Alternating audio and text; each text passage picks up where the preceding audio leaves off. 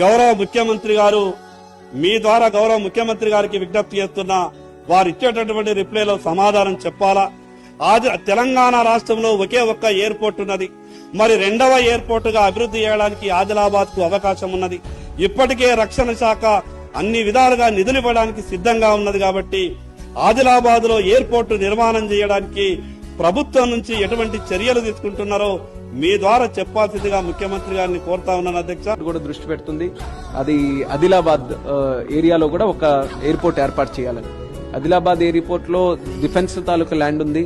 అక్కడ ఉన్నటువంటి air space కూడా డిఫెన్స్ తాలూకా రిస్ట్రిక్షన్ ఉంది. తీసుకుంటాం ఆదిలాబాద్ స్ట్రాటజిక్ లొకేషన్, ఆ చుట్టుపక్కల మహారాష్ట్ర తాలూకా బార్డర్ ఉంది, దగ్గరలోనే ఛత్తీస్గఢ్ ఏరియా కూడా వస్తుంది.